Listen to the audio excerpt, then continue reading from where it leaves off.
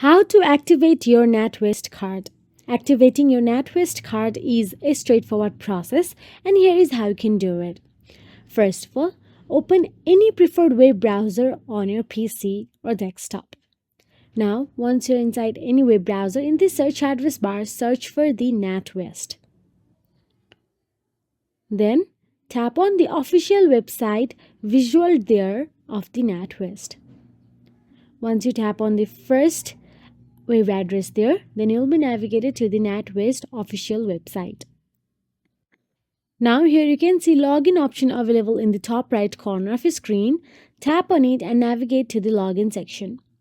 In login section, you can see card number option available there right next to the customer. Tap on the card number.